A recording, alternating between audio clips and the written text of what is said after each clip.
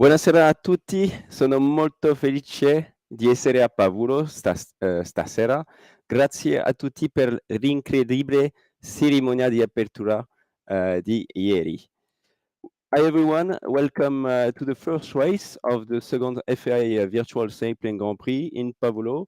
I am Antoine Ave, the competition director of this virtual competition, and I'm very happy to be here today with all of you and with the 20 pilots who will compete to the races this week. I'm very pleased to welcome tonight Mr. Peter Eriksen, the president of the International Gliding Commission at the FAI, the World Air Sports Federation, that we call as well the Fédération Aéronautique Internationale.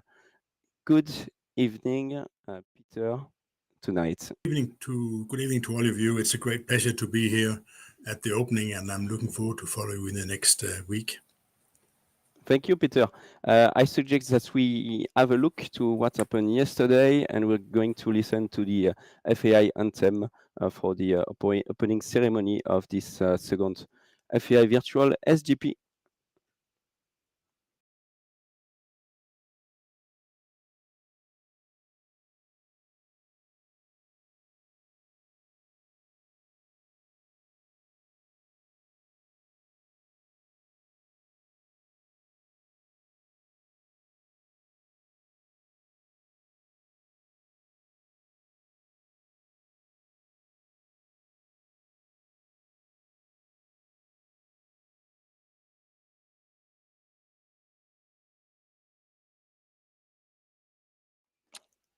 Thank you very much, Tim, for the video, and to Sebastian as well. And I would like to thank particularly all the Italian people who were here yesterday in Pavullo. It was a great show for the opening ceremony of the event. Peter, I am giving you the floor for tonight and to open this event.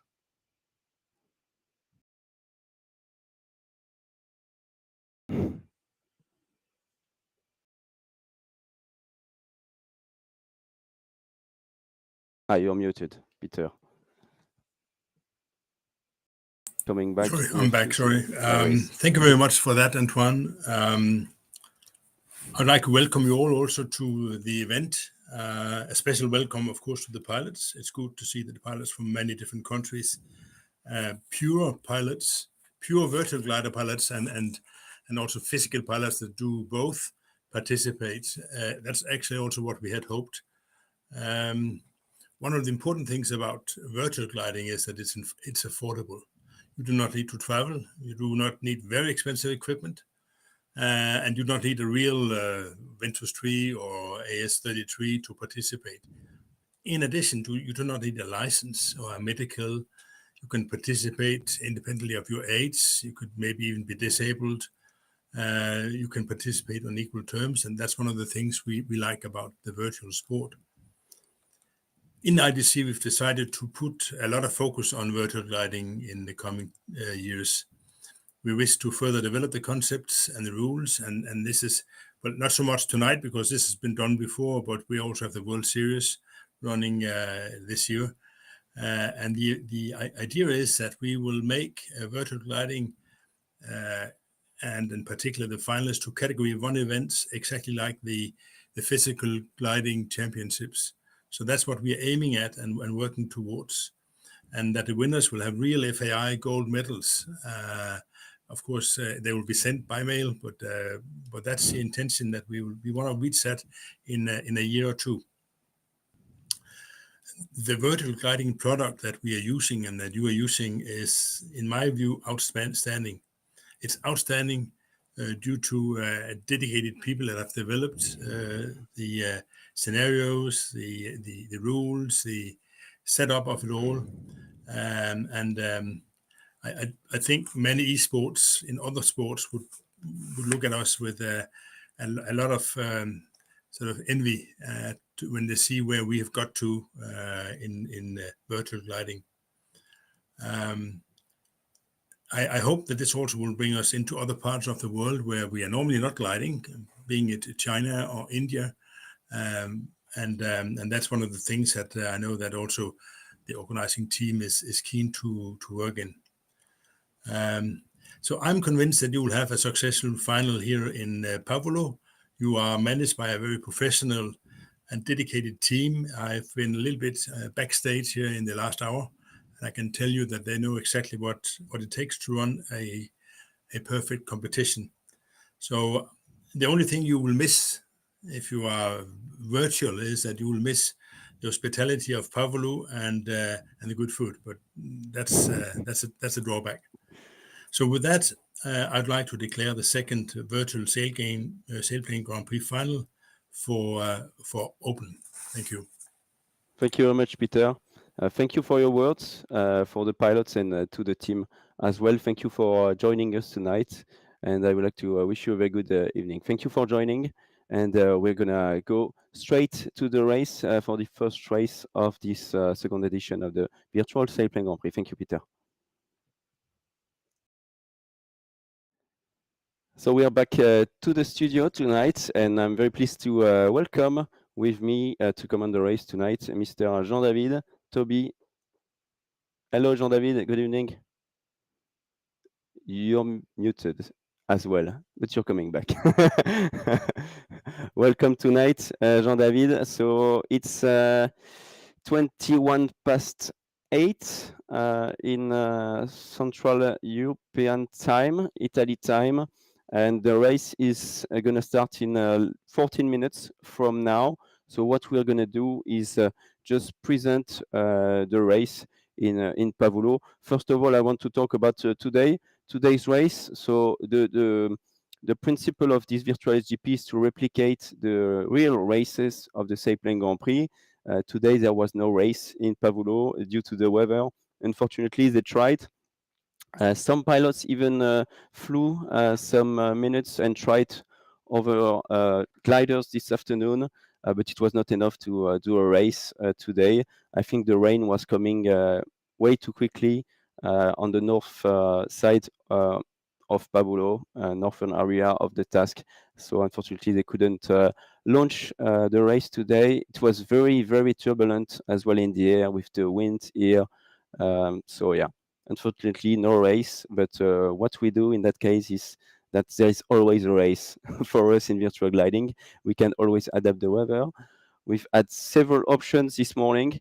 The team has been running full speed this morning, thinking about what to do. First, drawing the first two tasks that were planned, task A and task B this morning, and we ended up with a task C once the day was cancelled in real life. We just added a few more kilometers to the race because we have a much better weather tonight.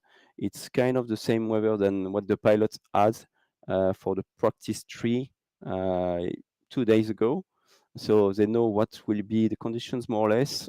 We had a great show 2 days ago for the training. There was no live streaming, obviously, but everyone was training there. We were watching that from the organization side as well. And it was a really, really good race. So we went for the same settings, same weather settings tonight. And it's more or less the same race, same task than the real pilots were supposed to do today. But we just pushed the turn point one a little bit further today to the northwest. But that's it. I think we are going to be able to jump to Cunard if that is good with the turn points, and we are going to present the task. Do you want to start, Jean-David, if you have that? Yes, can you hear me, Antoine? Yes, it's good. I'm sorry, I was muted for the first second of this live with me. So good evening, everyone. I'm very happy to be here to comment the race with you, Antoine. Thank you very much to invite me to do this. You are almost 50 to watch the live right now. So thank you, every one of you who is watching the live. I think that some of big screen have been displayed in Pavullo and in other places. So you are maybe much more than 50, but welcome everybody. So the race for today.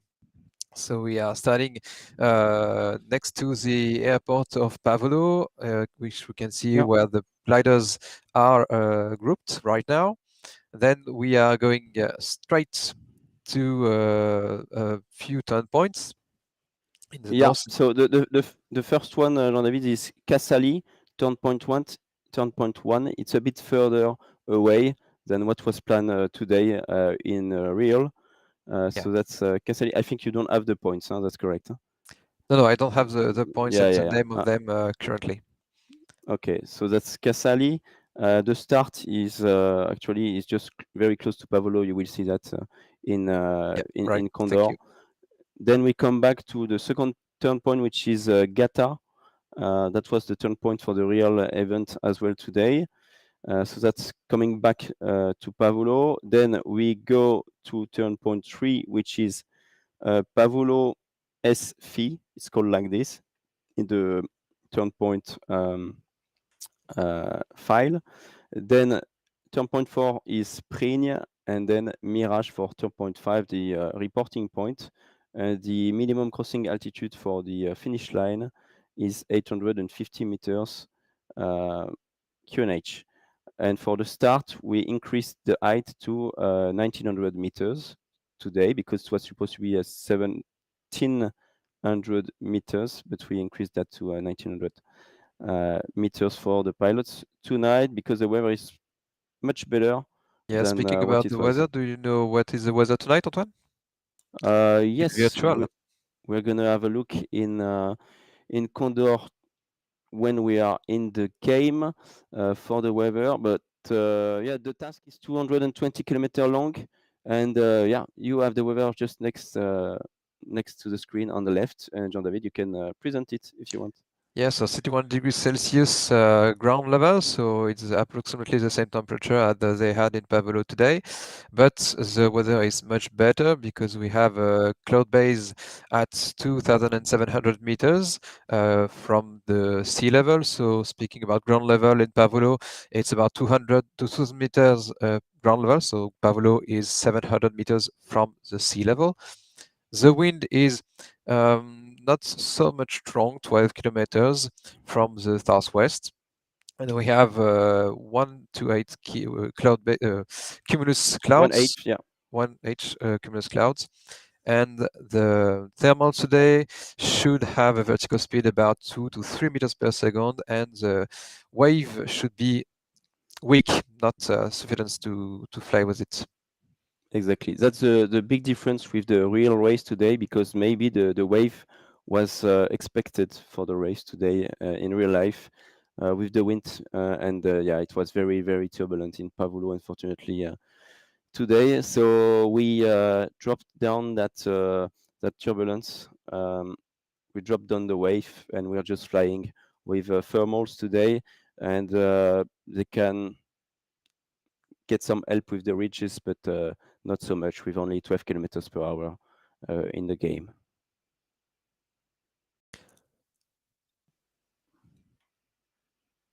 So maybe we can speak a bit about the different rules tonight. You speak about an increased altitude for the starting line.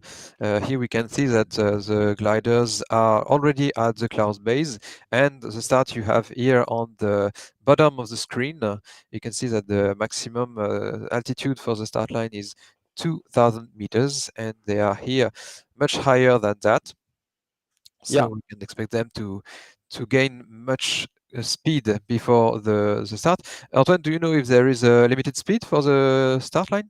Yes, so the limited speed is 170 kph, kilometers per hour, for everyone, and that's ground speed. So they need to be careful with the wind and so on, and with the altitude. It will be a bit tricky for them if the start altitude was even higher, because then you have the true speed and so on. It's a bit technical, but the speed increases with the altitude and so on. There are 20 pilots tonight, and for the entire race, the entire week, sorry, just like in real life, we have Jarmo Karjalainen in front of us, pilot from Finland, to make it easy for you, the fans and the public, to follow. All the gliders have a special skin, so that's for Finland. The skin, as you can see, it's the white and blue, and you can really see that these pilots from Finland, you will have skins for French pilot, for the Polish pilots. There are 5 Polish pilots out of 20 pilots during this event, because managed to do some really good qualifiers. So there were 9 events last year and this year.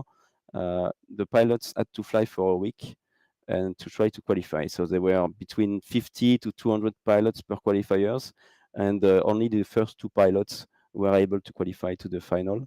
That's Tim Madsen, who is well known in the virtual world, from Denmark. Tim is usually doing a lot of live streaming as well, almost every evening. He's a teacher in Denmark, and yeah, when he get back from school, he's in front of his computer to fly the gliders, the virtual gliders, and he's having a lot of fun with this. He's managing a lot of things in Denmark for Condor and for the evolution of virtual gliding, so it's really cool.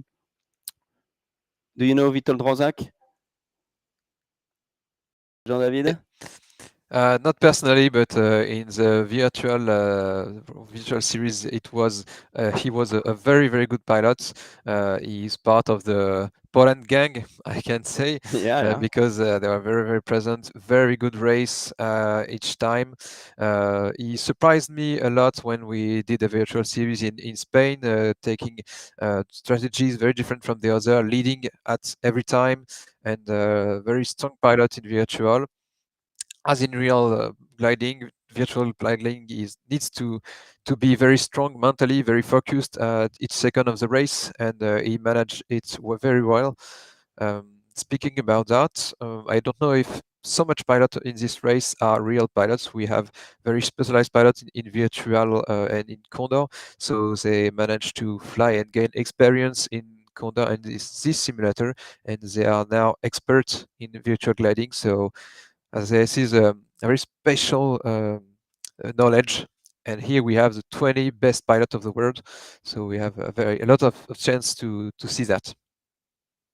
So now, Anne-Martin Gentler, AM, do you know it a bit, and why is this skin so much different from the others, Antoine?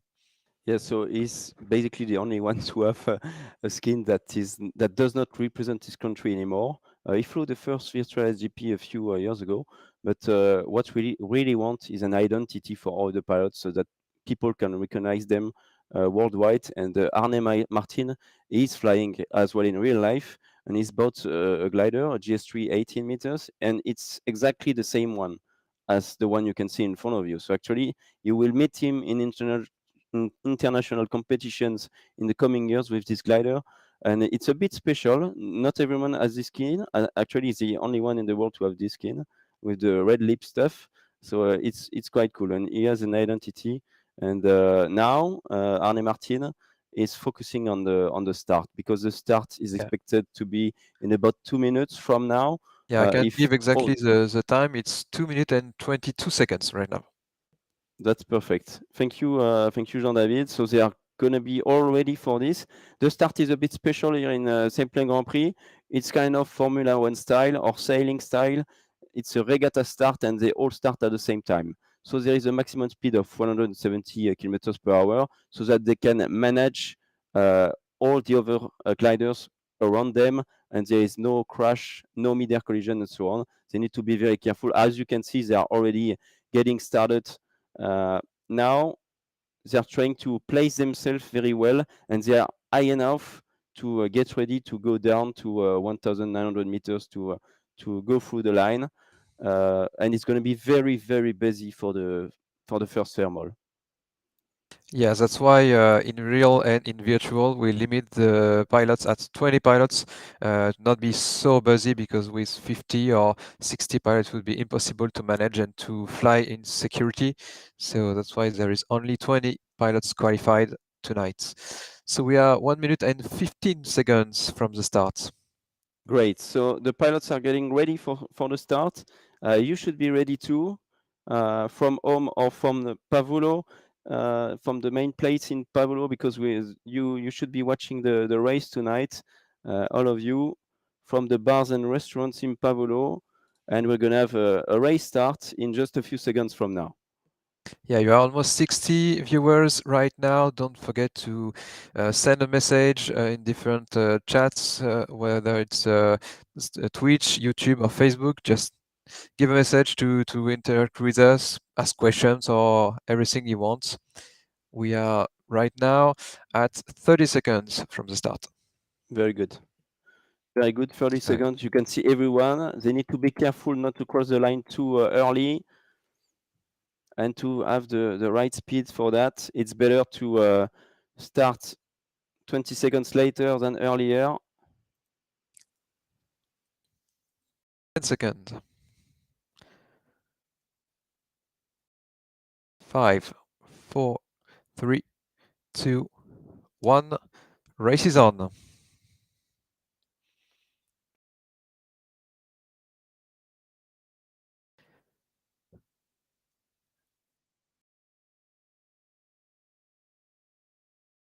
Very good.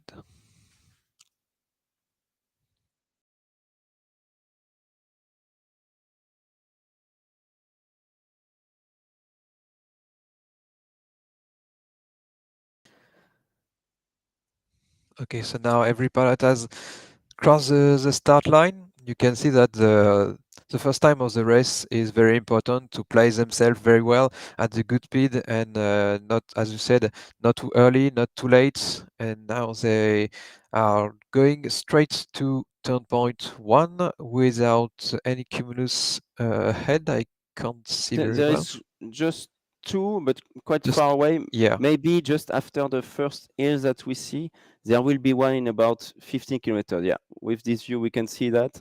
That's Darius Gudjunas from Lithuania. He qualified by winning one of the qualifiers with a really, really good. It was in Australia. Really good show. Really good show in Australia from Darius. He's a top contender for this final event. And he's pushing at more than 200 kilometers per hour now. Yeah, that was, I would say, very high speed right now from all the pilots, 200 kilometers. The gliders, yeah, the gliders are great gliders, high technology gliders, Ventus 3, GS3, GS1, etc. So very high performance glider, but flying at 200 kilometers, it's very, very, very high as speed. So Kilomake India is taking the lead right now, reaching the first cumulus and going straight to it.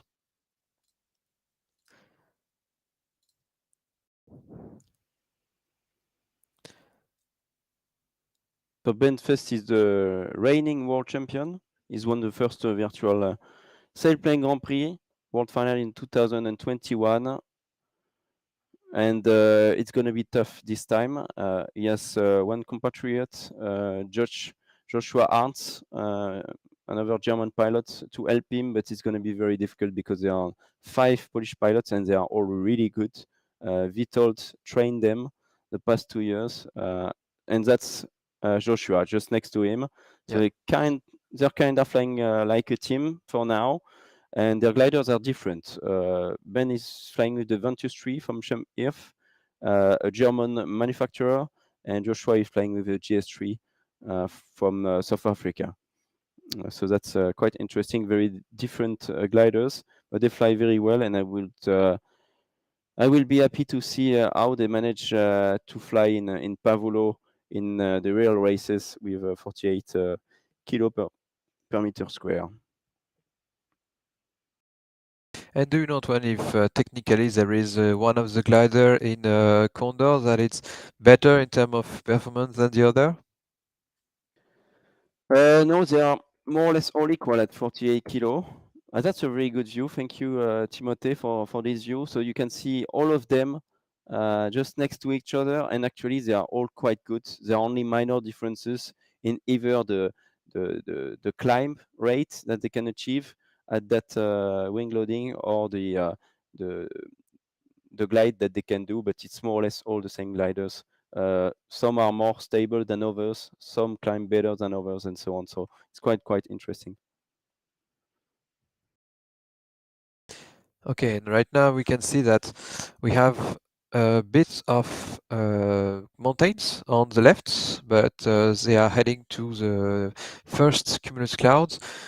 Speaking about wind, don't know that I don't think that the wind is strong enough to generate dynamic vertical speed around the mountains. So that's why I guess they are choosing to fly straight to the cumulus clouds. And at this time of the day, the thermal should be good. Yes, so that's approximately now it should be around 2 p.m. local time in game. In game, so that's quite a good time for the thermals at 2 p.m. They're trying to position themselves. Tim Madsen, that's very interesting. He stopped much earlier than the others to climb with a stable value of maybe 3 meters per second, maybe a pretty good one for him. Yes, for the different viewers who are joining us, the variometers we can display here are instant variometers, so there is no compensation, there is no average vertical speed, it's just an instant value, so that's why we can see values that are with a lot of variation and sometimes very impressive values, sometimes 10 meters per second when they enter in the thermal. So now you know that's instant value. That is very good. And that's David Redman from Australia. Here you can see his Australian colors. And he actually won the practice day that was 2 days ago with the same weather. So he's a top contender for today, obviously. He's not flying a lot with those guys because most of the pilots tonight are from Europe. And David is flying usually with his friends from Asia and from Oceania, from Australia. So he doesn't have the chance to fly with those guys quite often. And he was really good, really good performance for the first practice. Yeah, so this time maybe he has not an advantage to fly during the night because in his place it's very late or very early in the night. So a bit different from the other, speaking about local time in Australia, but I think he will manage to overcome this problem and to fly very well. Maybe Tim, we can have a view on the map to see where the pilots are regarding to the first leg and if there are different strategies taking right now and different altitudes. They are reaching the top. Okay, so as we said, the Tango Kilo Mike stopped for thermal. The others are flying very together. Only Delta 9 and Sierra Unit 19 has a different trajectory, and India Charlie uniform on the north of the line. But a lot of pilots are grouped in the middle of the screen, following the track very closely. Speaking about altitude, we can see that Romeo Echo Delta is approximately at the cloud base, around 2,600 meters. But we can't see him on the screen, or So we have two pilots missing tonight. There is Tamas Mayer, who is stuck at work tonight, unfortunately. From Hungary, there are two other Hungarian pilots. He will not be there today and tomorrow, Tamas, but he will be there for the other races. But yeah, he had issues at work, unfortunately. And we have Donat Pierluigi from France, who had issues to connect on his side. He's had internet issues, he told me. I was trying to deal with that, but he missed the second server, so there is another server starting, so that if you have issues, you can start again alone, but you can still do the race. But he couldn't manage to connect on any of the servers that were available for the pilots tonight, unfortunately. We have Kelvin Van Balen in front of us from South Africa here. And he's having a different route than the others. Kilo Mike India, sorry, from Hungary is with Benfest in front of the pack in the background. So Kelvin is trying to climb now. Maybe there is something. He needs to find a way to climb into this thermal pretty well. So that's good. We can see a big cumulus there in the middle of the screen, top screen. Yeah, thank you, Tim. And I think they are all gonna stop there. Vitold is gonna try to stop. There is another one, I think, just behind. Yes, they are stopping. Maybe we can go see the pack and maybe have a look from the inside if Arne Martin is there in that pack. Looks like he's joining now. Arne Martin. Very good. And we may have an inside view from him. He's trying to get into that thermal properly behind Stuart Henschel here, the British pilot. We can see the Polish guys, Kuba, Kilo Juliet, just here. The Finland pilot, Jarmo Karjalainen, coming into the thermal now. Sweden. And we are with Arne Martin, live with Arne from the cockpit, the first thermal of the day. Busy thermal, isn't it? Very, very busy. So Arne is flying with virtual reality goggles, virtual reality headset, and it's pretty good, pretty good to have good safety, to fly very well in virtual gliding. That's a must for those top pilots to have this equipment. So that's Stewart and Scholl just in front of me, in front of him. Sorry, Golf Hotel Kilo GHK. Stewart and Scholl from the UK, and behind him, I think it was Charlie November Norbert, just behind him. Norbert is from Hungary. Yeah, so we can see here with his point of view that just as in real life, he's always watching out for the other pilots. And as you said, the virtual reality headset is a must to fly at this level of the competition, to fly so groups in so many thermals, and to manage to have the best strategies. Because without this type of equipment, you can look around so easily. And now I know that he's trying to fly safely with those gliders, but he's also watching the cumulus on the track to decide and to know where the second term will be taken. Because at this level of knowledge on Condor, they are able to know if the drone cumulus is from starting thermal or an ending thermal. So yeah, his eyes are very, very important. Jean-David, when is it the best moment for joining the thermal? Because here maybe the people don't know that what is ending and the beginning of the thermal. What's like the life of a thermal here? Yeah, so just as in real life, in Condor, the thermal creates and dead. When the sun heats enough the ground, air bubble just climb because it is hotter than the other mass air around. So this bubble just create a thermal. That's the first time of the creation of the thermal. Then it is the air mass is climbing, and at the end, when the ground is not heated anymore, or when it is the end of the thermal, the column of air which is climbing starts to slow down, and after that the thermal is not here anymore, so the air mass is not climbing. And so you can know from my explanation that the best moment to join a thermal is when it is creating, not at the end, not when it is dying, but when it's creating. So that's why the Condor pilots are very well trained to know which cumulus image, I can say, which cumulus image represents a creating lift or dead lift. And it's very important. I have not enough experience to know that, but I'm sure they have. Yes, they know. They know exactly how to do that.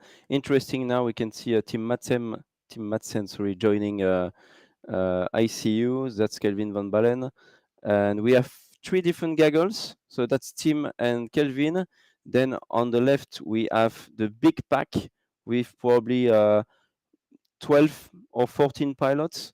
And then you have 4 other pilots leading the race. Bravo Fox, BF, KMI, Sierra 19 and X-ray Alpha, XA there, and they tried another cumulus, and I think they are not happy and they're going to continue. So everyone is trying to climb because the ceiling is high today. It's 2,700 meters above Pavullo, probably around 3,000 meters on specific hills here. So we will see how high they can climb and how fast they can climb. They can glide afterwards. Very interesting.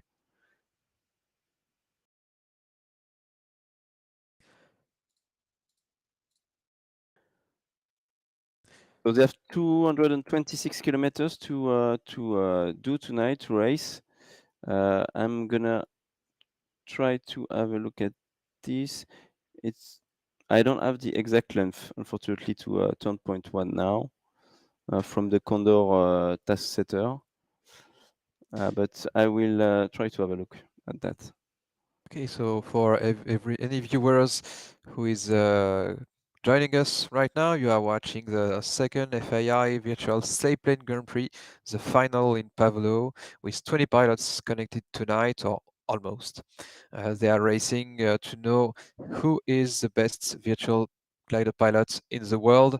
This is the first race out of 7 races, so this is just the beginning of the competition, which is running all the week long, every night in virtual Condor.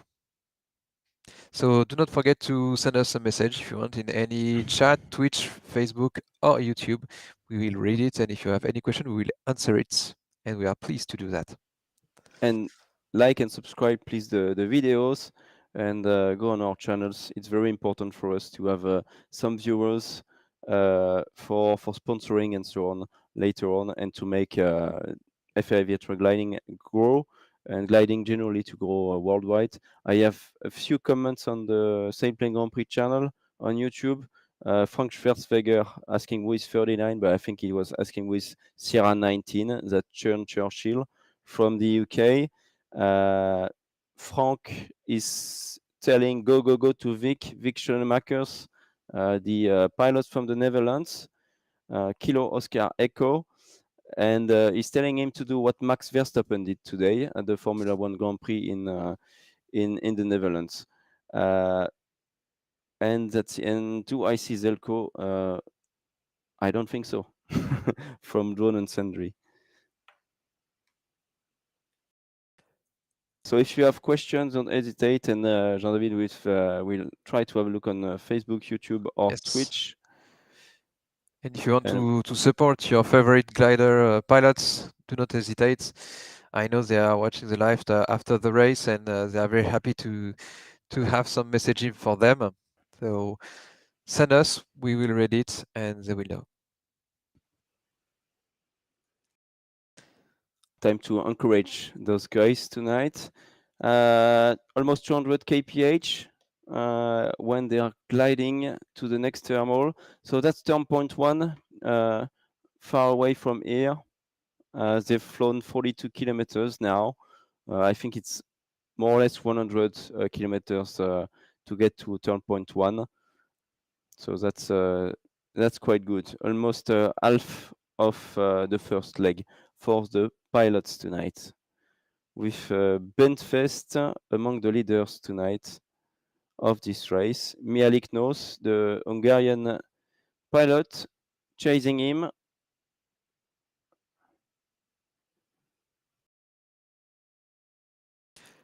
And they are flying very, very fast, even if they are close to the ground and closer to the ground from behind.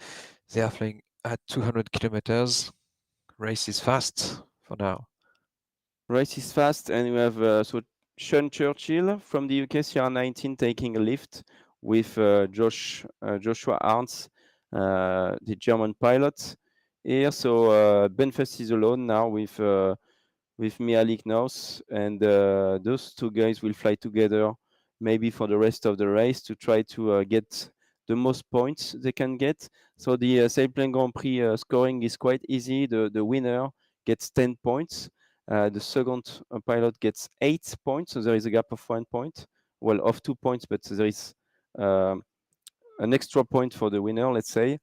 then 7 points for the third pilot, and so on, going down to ninth place.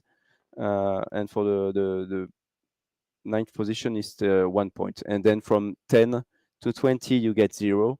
Whatever happens, it's just a position scoring, and not really based on performance, but on position. You need to be among the first to cross the finish line at the end. It can be only a matter of seconds generally, so they need to be fast and to think about what to do next. Every time they are focused on, okay, what to do now, but what to do in 20 kilometers, in 40 kilometers, what's the best line of energy to exploit to get to the turn point 1 as fast as I can, and then to get back safely to Pavullo. It's not easy for the pilots, but they all know how to do it. Yes, and the Sailplane Grand Prix rules, so it is easier to understand. The first one who crossed the finish line is first glider pilot, but for the pilots it's a bit more intense, because at any time if they see a pilot in front of them, they know that they are not the first, compared to a standard competition where it's just the time you take for the race that is accounting. So maybe the pilot who is in front of you has taken a start way before you, so you are taking shorter time. Here, if there is a pilot in front of you, you are second. So it's a bit more stressful, I think, and they have to manage it in addition to everything you've said before. So it's very hard mentally to manage everything here. Look how close they are now. They are 5 just in a few meters, and it's Yes, and effectively the Polish guys. That's the 5 pilots from Poland now. They're all flying together as a group. The Polish guys, Polish gang, if we may call it yeah. like this, may call them like this. Yeah, it's crazy, and you can see Vic Schoenemakers from the Netherlands just behind them on the left of the screen. He's just next to them. That's good, and they are gonna all get into the same thermal. Who is leading? That's Ben Fest on top of the thermal, leading the race. Ben Fest from Germany with Mialik Nose, and then it's Witold Rozak from Poland, who is third, sorry, followed by the 4 other pilots from Poland: Wojciech, Soltyzik, Artur Dziuk. We have ICU joining, so I expect Tim Madsen, TKM, to be there as well, quite close. Or Yeah, maybe he went somewhere else. it should be very intense in the Benfest cockpit there. He took a thermal. He was a bit lower than the other pilots. He know that he shouldn't miss this thermal, because just behind him there is a Poland gang, the 5 pilots who are fighting, who are attacking. So it should be very stressful in this cockpit. Yes, all the pressure is on him Yeah. tonight. He needs to try to keep his crown, so it's very difficult. They have 7 races to make it to the top, and Ben, if you follow us for some month now, he's been helping us to comment some of the races and so on, because that's kind of his job in real life as well. He's doing some TV, some journalism, and so on. So he's with us sometimes. And for the qualifiers, he didn't have to fly the qualifiers because he's the world champion. He didn't have to fly. He's already qualified to the next finals. So he just came to command the races in Borås in Sweden, and in other Sailplane Grand Prix, virtual Sailplane Grand Prix events. So it was really cool to have him. But in the end, he didn't fly any virtual Sailplane Grand Prix race for almost 2 years. So it's a challenge for him as well. He didn't have the chance to train properly with a lot of pilots compared to all the Polish guys who all raced all the events, really literally all the events that we've had. So it's a big challenge. He has the gold medal on him, but will he keep it? We will see. That's Darius with joining TKM. So Tim Madsen didn't join the pack. He continued by himself. and is climbing almost at the top of the ceiling that we have today. Darius is like at least 500 meters below him. So it's a little bit behind Darius today, but the week is long. The week is very long. So we will see what happens. As you can see in the background, we have a very, very nice landscape here of Italy, of the Apennine Mountains. It's absolutely amazing. And next week, so just in a few days, maybe 2 or 3 days, we're going to have some Italian pilots from Condor joining us to come on the races in Italy. Maybe they will be able to explain a little bit more about gliding in Italy and about Condor and so on. So it's going to be great. We're going to have Chris from the Condor team joining us as well this week. Probably maybe René Vidal, if he listens to us. Hi, René. Coming to join from Pavullo Airfield to come on the race for 1 hour or 2. And maybe in Pavullo, they will not race tomorrow until Wednesday. They are not sure in real life if they can race. So maybe we might get a pilot if he has some energy to do that, or if they know that the next day is scrubbed, maybe we can get someone to comment, or 2 pilots maybe with us in the evening. It's quite open. We're gonna have Norman, that you know from the USA, our American friend that is coming from Sailing TV to help us to come on the races, virtual gliding races. He's both a glider and so on. If you follow us for some month as well, you know Norman. So that's pretty good. We're gonna have quite some people. We're gonna have as well someone from Trustmaster, our sponsor for the event, to talk about Trustmaster, the products, and why they are interested in virtual gliding as well, and so on. It's going to be quite interesting, probably at the end of next week or during the next day of this event. As you may know, if you follow us on social medias, Trustmaster are offering a big setup for the winner of the competition. So they're pretty happy with that, all the pilots, obviously, because they might get a good price at the end of the day. So that's one Otas Warthog and the T-Flight rudder pedals. And if you follow us as well on social media, you can see that there is a promo code FAI 15 for buying your first joystick, maybe if you want to try virtual gliding at a lower cost, or if you want to complete your setups and so on. They have selected for you a number of items that you can buy that are specifically dedicated to virtual gliding. So that's pretty good. You can go on our social medias, FAI Virtual Gliding, and you have the QR code there. Maybe we will show it later on during the race as well, so you can go there with your phone and have a look. But that's it. We want to thank them for the prize that they're giving, and we're gonna do a giveaway, 2 giveaways for 2 OTAS T16000M. So that's for 2 people who want to start gliding. We're gonna do a giveaway probably on our social medias and during the live, and you will know that in the next hours. That's the QR code top left for you if you want to have a look at the products of Trustmaster live, in live for you, and just have a look. You have 15% off for them if you want to buy a joystick to start gliding. I think the first price is around 50 euros with the promo, so it's quite good if you want to start and join us. We're gonna have Condor who's gonna join as well in the coming days. As I said, maybe they will get something, make something up for Condor 2 if you want to join. There's something on our website actually for Condor to get it. You can go there as well. Let's get back to the race now. We'll talk about the giveaways tomorrow. So you need to stay tuned for that. Okay, there's some stuff to win, some joysticks to win, so that you can try this for free. We have the pack, a huge pack in front of us, Jean-David.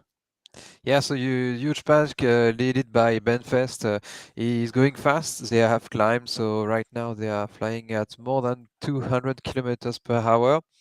There was two pilots ahead of this group a few minutes ago, led by Sean Churchill, the UK pilot, but it was too low. The thermal which is taken was not strong enough, so the group has flown above them, and they are now in the first place. So right now they are flying ahead of another cumulus clouds behind these mountains, and there are almost 60 kilometers flown right now, so maybe 2/3 of the first leg from these 220 kilometers at total. Benfest is leading again, and a lot of pilots are following him and following, I think, the same strategy to fly straight to a small cumulus I've seen in a few seconds back.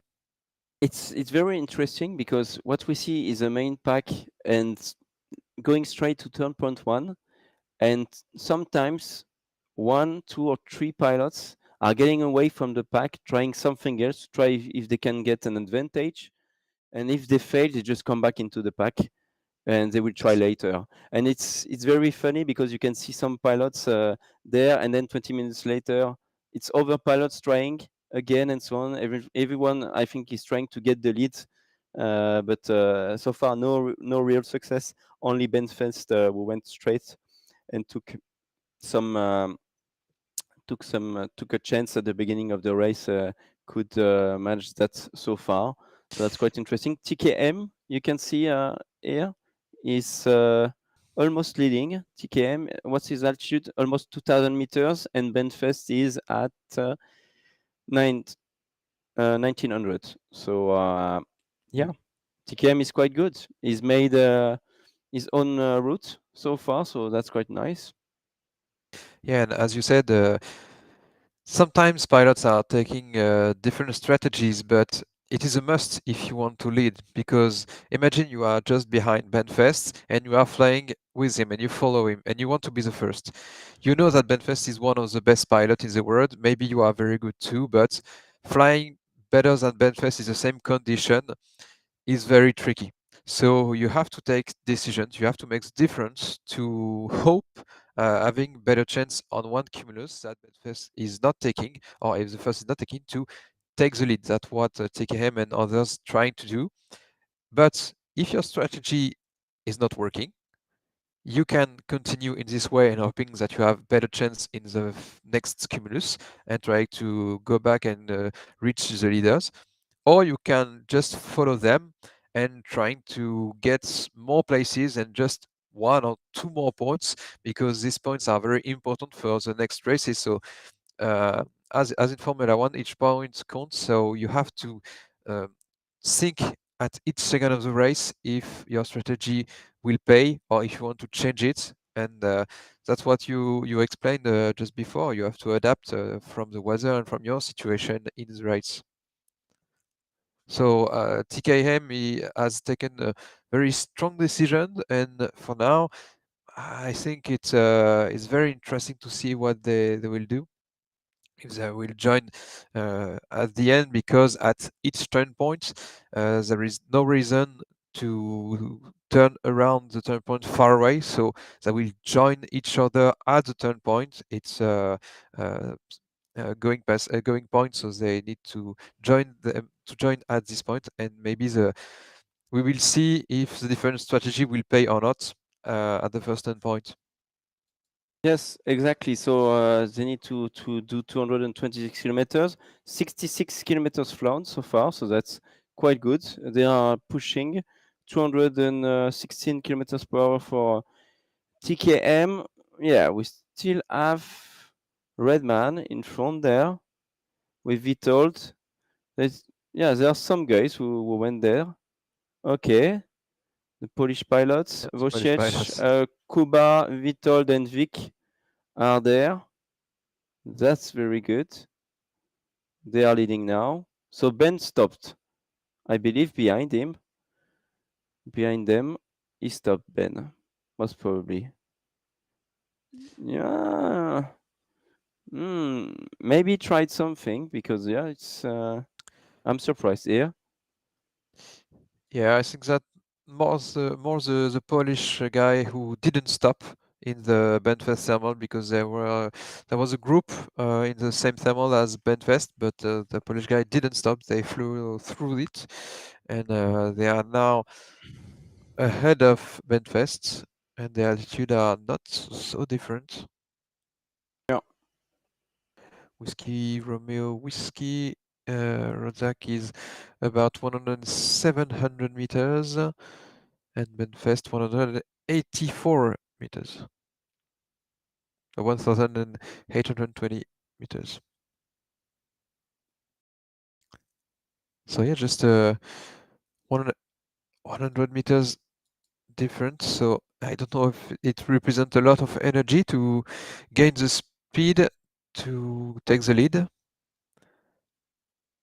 We will see that in a few minutes because now we have some hills here, and they need to be on the right side of the hills here. Otherwise, it's not gonna be good. It's not gonna be good at all. So they need to anticipate that. The main pack here leading went straight for the top of the hill, and I think they're just gonna follow the ridges there. Benfest is kind of in the middle, aiming for the next cumulus far away. Bisek course from Poland is doing more or less the same, following Ben. Maybe keeping a big eye on him, so the Polish guys know what he's doing. That can be a strategy as well for the Polish team. So that's very, very interesting.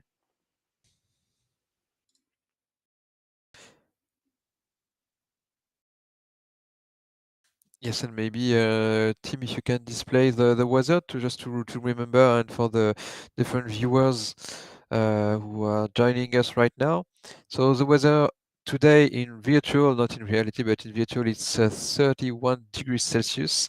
We have a cloud base about 2,700 meters, which is at Pavullo 2,000 meters ground altitude. Here we have a ground level much higher than in Pavullo, so the ground altitude of the cumulus is a bit lower.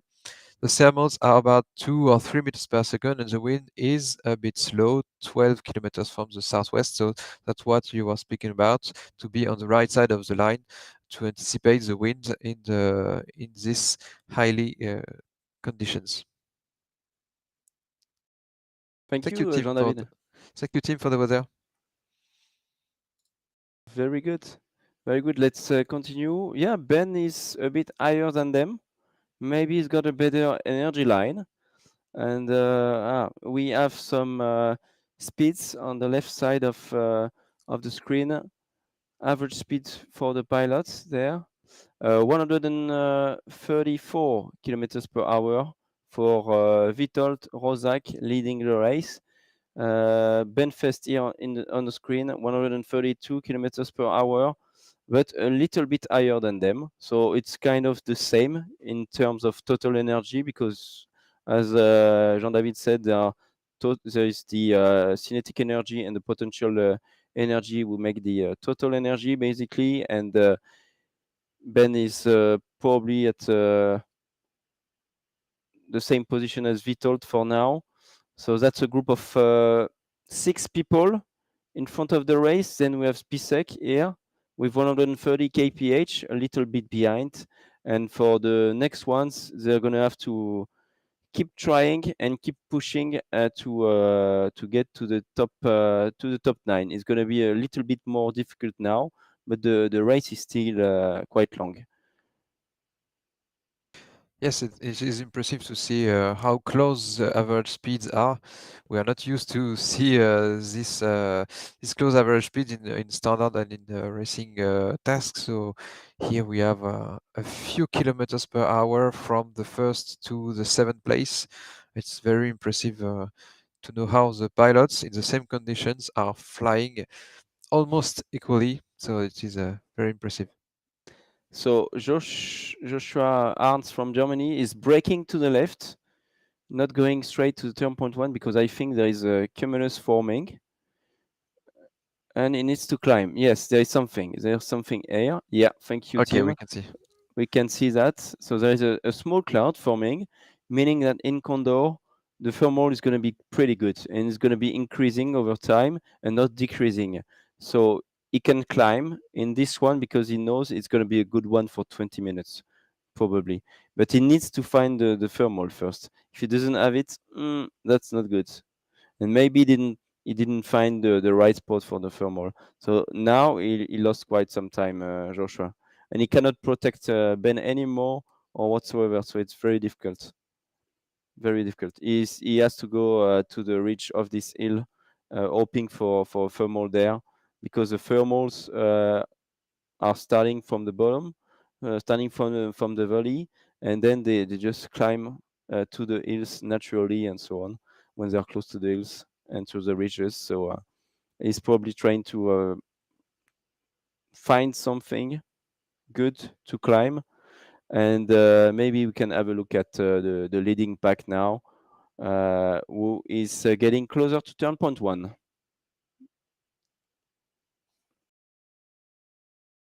Okay, so now they are getting much closer than the previous moments of the race, maybe trying to reach some energy lines, as you said.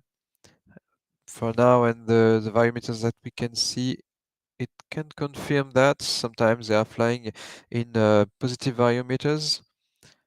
And here's the Polish guy in front of us are trying to see if they can find one of the highest energy lines. It is easier for the people behind of the first to see if he is climbing or not. And in this position of Wojciech, as he have two pilots in front of him, we can see if the right pilot or the left pilot is climbing, so he can choose his path with this information. And this information, the first pilot doesn't have it. So it is very interesting. You are not the first, but you have more information. So you can try to catch up the first pilots. And right now they are turning 10.1. So 94 kilometers flown right now, and straight to not straight to the other cumulus, to the other turn points. To the other 2 points, Yeah, they are flying a bit east to this. there is something. There is something here because I could see something on the ground. I think, isn't it? That's Okay, some shadow from a cloud, in my opinion. But that's weird. Maybe they have a cloud that we don't have yet. Maybe we'll have a look, because there was one very good just before. So that's it's a bit weird. They need to go to turn point 2, or maybe they just want to get some help from that ridge here, which was quite good to come.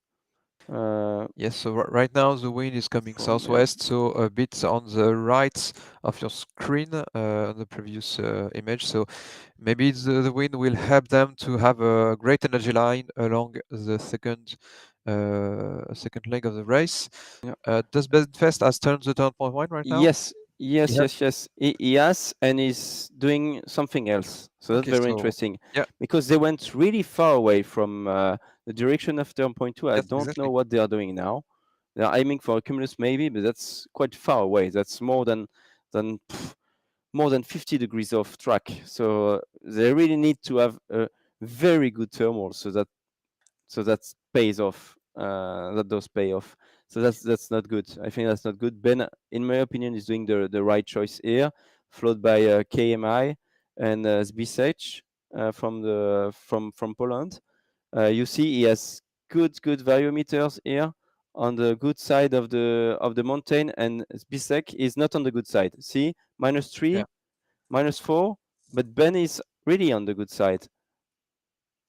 But remember, Antoine, from this pilot, we have already said in previous races, in World Series, etc., what are they doing? We don't understand. And finally, it was a very good strategy. So they have some magic in their glider or in their mind. I don't know, but we can expect everything from them. And this is absolutely not done right now. I think there is a cumulus at the end of the ridge, and I think Bisech is trying to go straight to it. Maybe that's why he's done that. I can see David, very clever pilot from Australia, doing the same as what Benfest did. Yeah.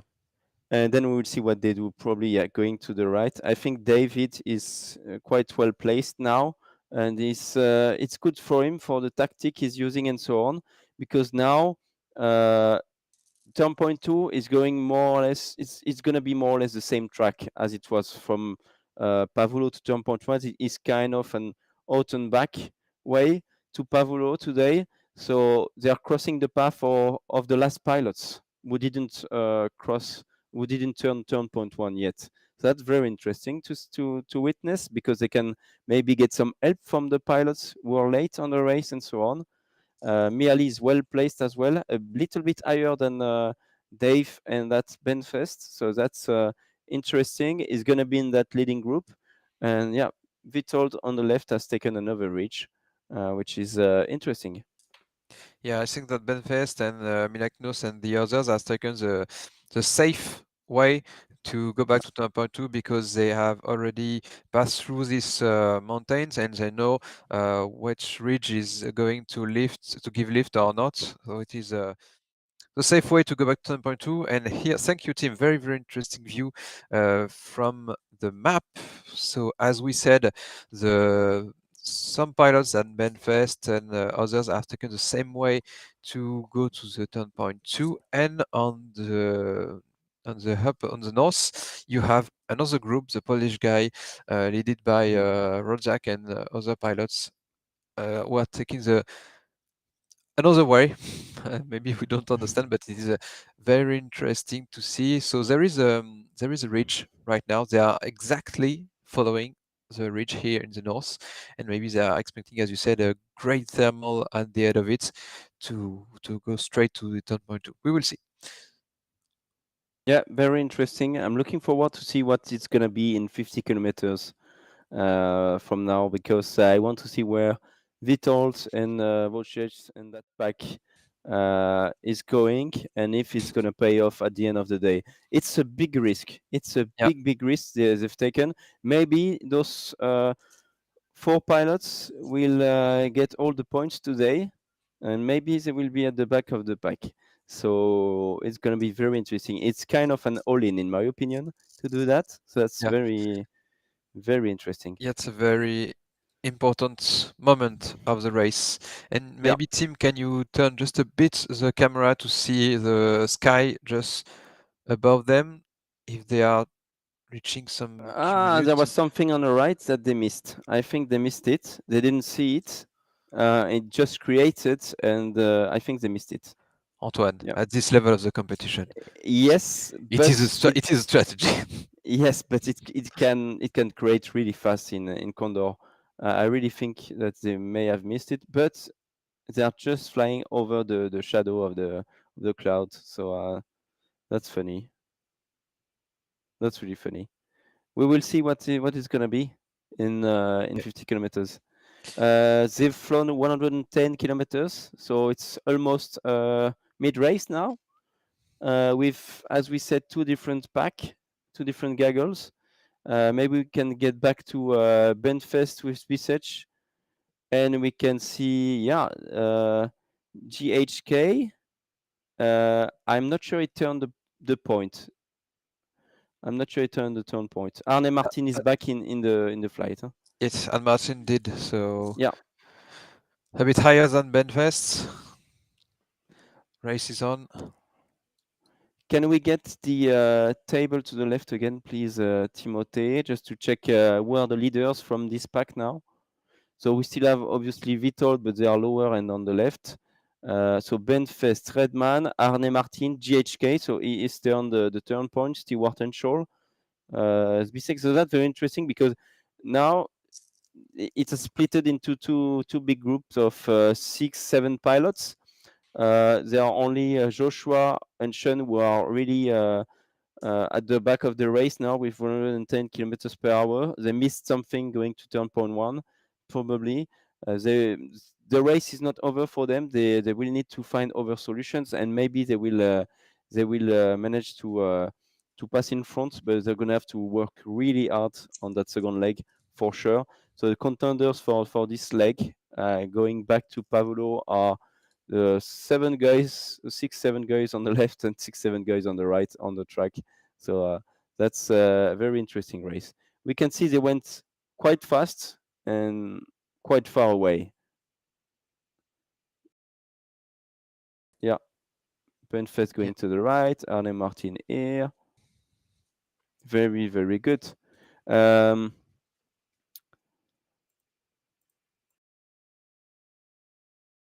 One more moment to say that if you're watching tonight, please subscribe to the channels that we're using.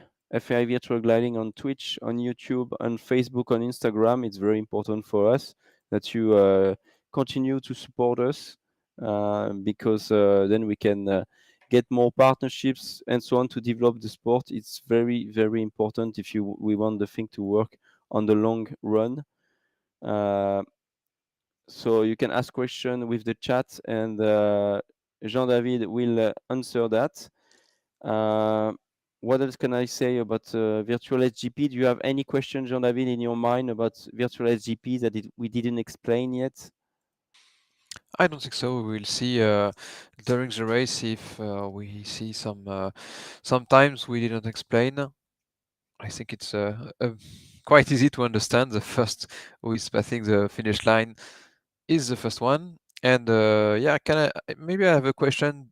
Is there any penalty in SGP compared to racing that we usually do? Very interesting. Yes, there are some penalties, but we try to make things as easy as possible. And especially in Condor, when we first did the virtual SGP, we had to adapt most of the rules from the real to the virtual, but trying to keep the maximum number of penalties that we could from the real world as well. The penalties are for starting the race. So if you kind of miss the start, so go too early, cross the start line too early. If you cross it with a higher speed than what we want, so that's 170 kph maximum. So you will get penalties for that. It's 10 seconds per kilometer above 170 kph. That's it for the start. And then for the arrival, basically, you have penalties if you don't cross the line at a minimum altitude of 850 meters today. So you need to cross that higher. Otherwise, there are only a few minor penalties, but we try to make things as easy as possible for the pilots, for us, and for the fans, the public, so that they can really understand the sport and what it is. It's really a regatta start. First who crosses the line wins it, and that's what we want to keep for the future, and for SGP is very, very important. And yeah, we will see what happens in the coming months and years with SGP. It's growing fast and so on. There are multiple events worldwide, so it's promising, but we need to keep working on that to make it as attractive as we can. Today we have some new animations in game in virtual SGP. It's going to be the same later on with the real SGP as well. We're going to have new animations tomorrow as well with the score tables and so on. I hope you're going to like that. We're going to talk about plenty of things over the past few days. We're going to talk about Pavullo, about Italy, with our Italian friends. And that's it. Just continue to support and to follow us. We have Kelvin Van Balen. I was about to say, Jean-David, may we have possible landouts today, outlandings. So first of all, what is an outlanding for the people watching us? And then maybe it may happen to Kelvin, and we need to explain what it is. Yeah. Yeah, so it is very interesting question, and this question has been asked in the Twitch chat at the same time. So Almosante Really? in Twitch, yes, at the same time.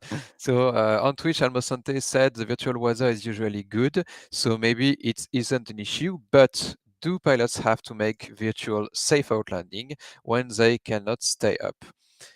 Exactly. So in real life, when you can't stay up because the weather is not so good, you have to make an outlanding, which is landing in other fields and other airports than the airport you start. Basically, when you do not have an airport, when you can't reach, then you land in a safe place. It's oftenly a field. So you have to make sure that the field is clean, there is no obstacles, the wind is on the good direction, and everything like that. We have some procedure to do it on the right way. And in Condor, we expect from the pilots the same behavior, because in the virtual gliding, your life is not on the table. If you do a risky fly, you cannot die. It's virtual, okay, but we expect to be from the pilot to be exemplar and to give the good behavior, and we expect them to fly safely to the on every time in the flight. So if they have to make an outlanding, they do an outlanding in the safer way that they can. So in this type of mountain region, they have to fly at any time next to a field that they can reach to land safely. Thank you, Jean-David. Do you know why I ask you a question like this? Probably the people don't know, but that's because you're a flight instructor, so you can explain those things easily to the public. You should be. And we are, yeah. Yes. Yeah. You have Arthur Duke, who is kind of in the same situation than Kelvin Van Balen was. He's leading the race with Miali, but I think he cannot make it through the hills here. Miali made it, and he's okay, he's safe, and I think he's gonna try to find a thermal just at the end of that reach, or maybe in a few moments now. But as you can see, yeah, he's slowed down a bit, 150 kilometers per hour. It's starting to be a little bit more difficult, and I would like to have a look to Ben Fest and David Reitman, who took a climb behind with Sean, with Stewart Henshaw. Sorry, yeah, that's much safer. So they're climbing in probably 2 meter, 2 meters 3, 2.5 meters per second in that climb, which is not the best climb of the day, but I think it helps them to go straight to the point and not to get too low. Maybe that's what the pilots wanted to do, Vitold and Vic and the other guys here. Maybe they just wanted to avoid the hills because it's not good enough today. They went from Pavullo to turn point 1 already, and they didn't want maybe to do the same way back because they thought that it was not good enough and that it was maybe more safe to do it from the valley. So it's quite interesting to witness.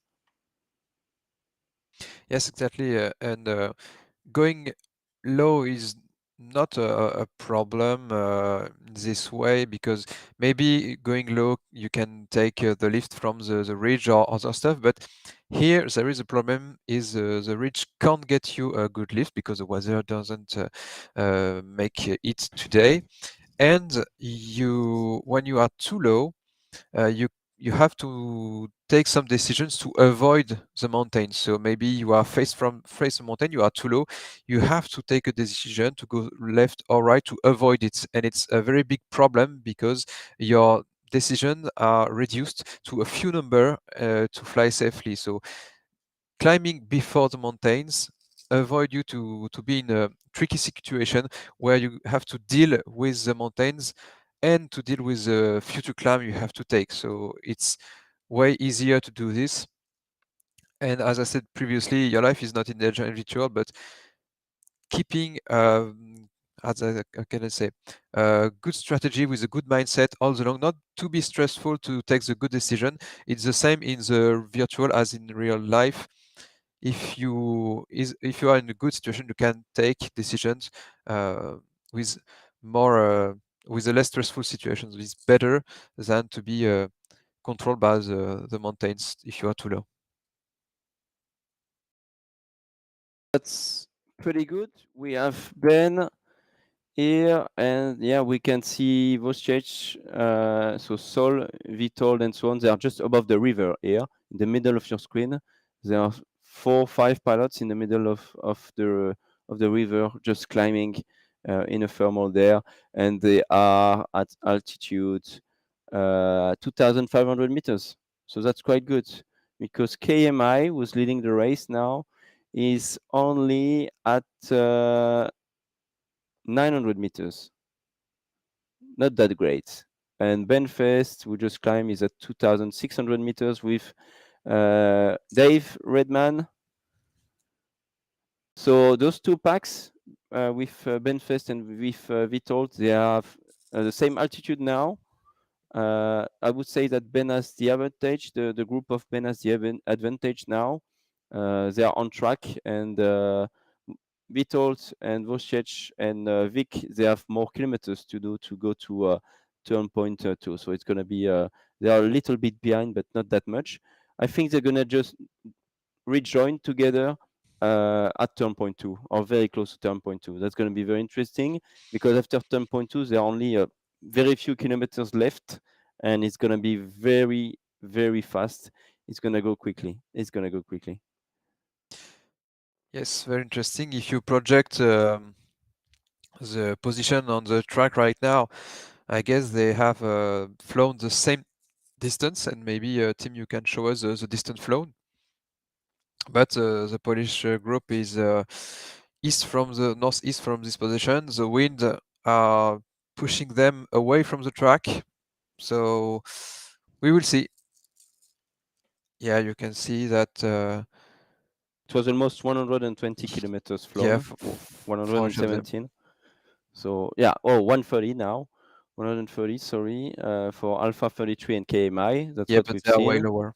Yeah, exactly. 120 for the pack of Vosjec, and Ben 120. As you can see, yeah, same distance flown. That's what we've seen on the 2D tracking. But now they have more distance to fly for Vitold, because they are a bit more to the left than those guys. So it's going to be a bit more to fly straight to the point. Not a direct track, but that's okay. That's not a direct track, but that's okay.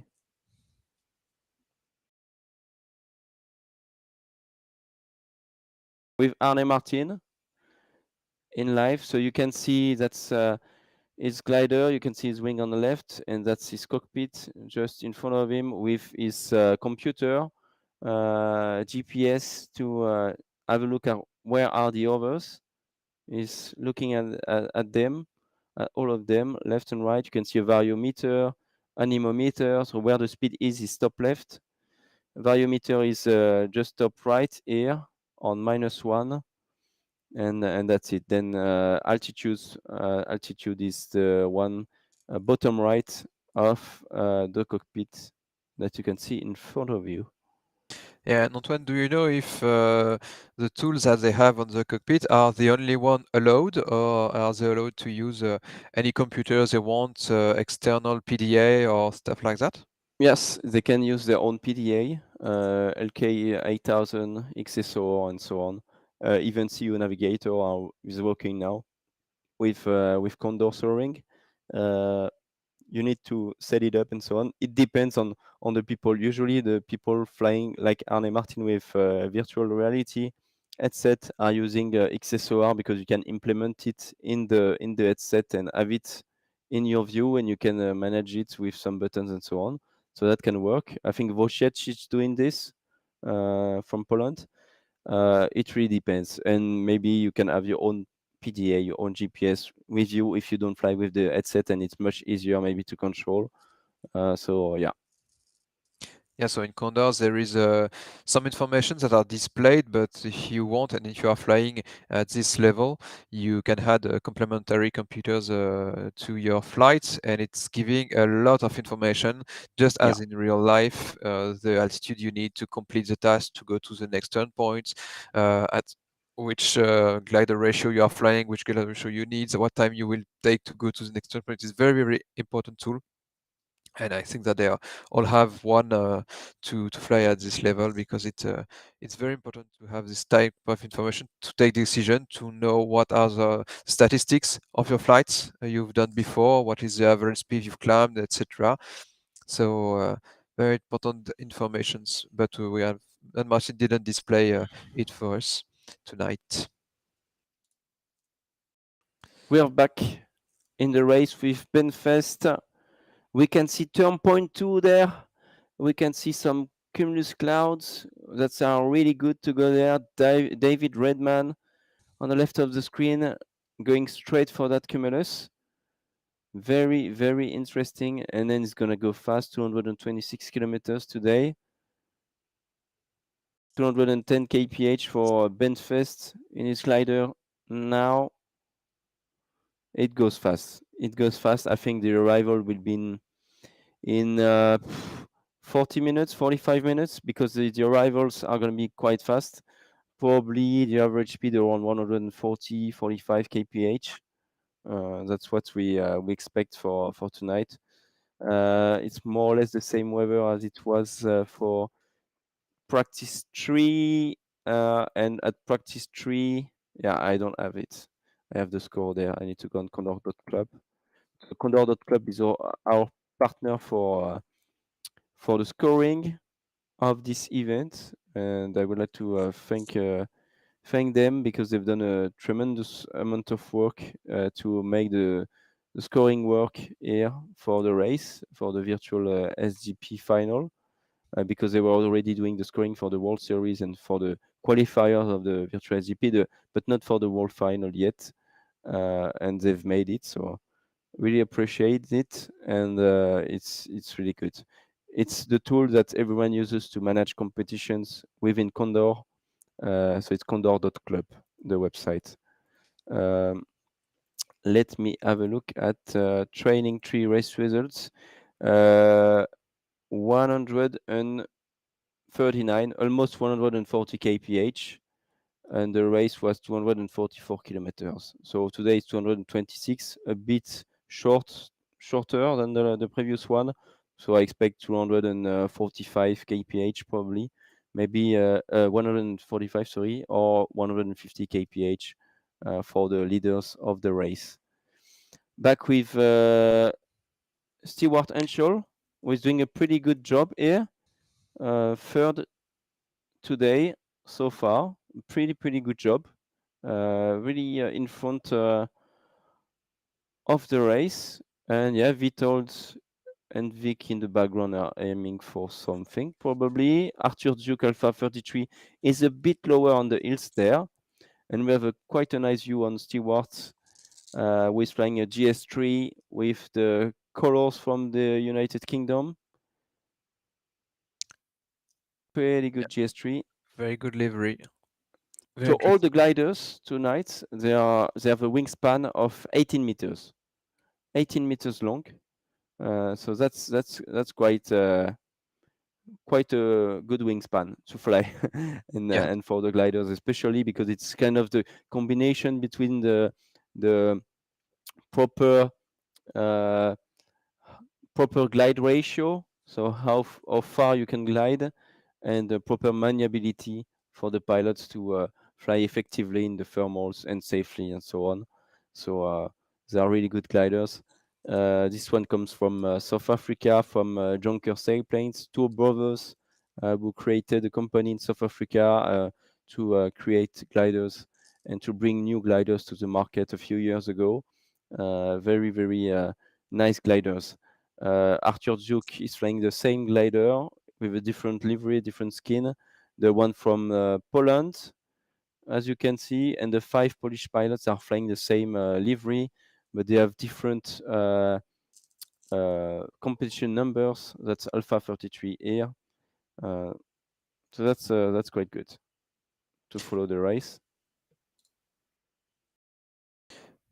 Yeah, so I think it's a very interesting moment because I didn't expect that, but from turn points, from the starting line to turn point 1, the pilots were following each other, taking the same decision and the same track. But after turn point 2, turn point 1, the pilots split into the valley or into the mountains. Very different strategies have been taken, and now we are at the second turn point. So the pilots should group together to go through these turn points, and we will see at this moment who is really the first pilot, because Arthur Duke here, Alpha 33, is the first one. He has the higher distance flown, but is lower than the pilots who are behind him. So maybe the other pilots with a better altitude, a higher altitude, will flown above it and just going first. This is what we can expect here. And we receive the very interesting strategy from the Polish pilots up to the north. Is paying. Was it worth it? We will know here in turn point 2. So maybe if you join us right now, you are watching the second FAI Virtual Sailplane Grand Prix taking place in Pavullo in Italy. Don't forget to subscribe at our channel and to send us a message on Twitch, YouTube, or Facebook to encourage your favorite pilots, your favorite countries. They will hear your message, so do not hesitate. And we are displaying right now a promotional code for Thrustmasters equipments. So if you want to buy a joystick and discover the fantastic virtual gliding world, you can use it here, the QR code or the code FAI 15 just here, going to the shop on the Thrustmaster to buy very great equipment to discover and to enjoy virtual gliding. Thank you, Jean-David. We are at turn point 2. Gata is the name of this turn point. As you can see, just in the lee of a river here, with some hills, and Arthur Duke from Poland is the first one to turn the turn point 2, but he's a bit too low. He will need to get a thermal just after crossing that line. He's trying to get onto that small ridge to help him not get too low, maybe get a few more meters. Maybe he will have something. He's trying something to the right. He's pulling, Yeah. and maybe there is just a thermal on turn point 2. We will see that in a few seconds. Maybe it was just the ridge, because the wind is pushing against the ridge, and some air is climbing, and it can help a little bit. But maybe there is a good thermal here as well that created thanks to the ridge and the sun hitting this ridge. Just behind him, we have Vic Schoenemakers. So that's the group from Vitold who joined Stewart Henschel, Kuba, Arne Martin, Wojciech. So we should have as well Ben just close to them, unless he stopped earlier in another thermal, which I think he did. Vic is going straight for the turn point now. Joining Arthur, hoping that Arthur will find a good thermal. I believe that's... believed. Yeah. Bisech is probably... he's keeping this one for now. Yeah, Sean is higher than the other pilots in this lift. And Norbert Charlie November is back. He's back in the race now. He was a little bit behind, but I can see Norbert right here with them. KMI is below, so I guess that Ben has to be below as well. He has to be a bit behind Ben Fest. He took something else. That's what I said. Okay, there was the plan to take something else earlier. It's with David Redman. Indeed, they were both in a very good position. So Dave is here, aiming a little bit to the left to join this group of pilots. Vitold, he went for the turn point as well. Arne Martin followed. Wojciech Sol Tizik went for the turn point 2 as well. They are not happy with the one on the right. That's what I think. They are not happy with this one. So they continue. They're going to try to push a little bit more to get something else. But that's as well a key moment in the race today. David Redman is going to the left, trying to catch something with Stewart Henschel, maybe just to stay higher than the others and just to go straight for the final glide at the end of the race. Maybe being higher than the others here, but a little bit behind can leave you more space for the end of the race to choose just the right thermal to make you win the day. That's, I think, a good position for them and very clever, because if they catch something very good in front, they can join them and be at the same altitude, or if they miss the thermal in front and get something much better behind, they will just win it today. So that's not a bad position for David Renman and for Benfest here behind at 2,135 meters now for Dave. Yeah, and as you said, it's more comfortable situation to be maybe behind, but a bit higher. As you can see that just after turn point 2, I think they found a great thermal because a lot of pilots are joining it. So if you are just behind, you can see that and choose to fly through it and decide whether or not you're taking this lift. But if you are ahead of the race, you have to find it. And finally, Alpha 33 is okay. He has taken the lift. He has climbed, so he's now in the group. And finally, we can see that every strategies before after turn point 1 was approximately equal, because in this thermal they are in the very short altitude. Yeah, they are very together. David Redman turning the turn point, and he's going to join the others, and he's going to be higher than the others. Same for Benfest. So that's very interesting for them now, because they are just on top of the pack, and they just need to wait for the others maybe to go in front and find the right spots to climb for the last one. Maybe it's going to be the last one, but I don't think so. There is so much to do, but there are two great cumuluses after this one to continue and to push, or to take a chance for the win. It's going to be very, very interesting here. Benfest is going. I think Vic is gonna go as well in just a few moments, because he wants to have a chance to win it. Probably Ben is going for it. Yes, you're absolutely right, Antoine. You can see just in front of you turn point 3 and very good cumulus clouds to it. So maybe it's easier to take a decision and to have a strategy to go there, because after turn point 1 the weather was not very clear, and so much strategy could be taken. But here, straight to turn point 3, there are some cumulus. So we'll see if Benfest or the other pilots will take the good decision, which cumulus cloud and which lift they will take to climb faster than the other. And we are here at turn point 2, 160 kilometers flown, and there is a lot of pilots in the same part, in this part of energy. So who is gonna win? It's Vic went for it. Yeah. You see that? Vic went for it. I don't think he's watching the live or whatsoever. I think I know him a little bit, and I think it was about time to go for a real competitor, because Vic is as well flying in real life. And by the way, he was flying yesterday during the rest day of the virtual SGP. But yeah, he went for it. And in real life, I think I would have done the same actually if I was in this position, because it might be just the thing to do, just to make difference, and at least to be in the top 3, just to follow those guys who have the good rhythm and who are in the good flow, the good mood for the end of the race.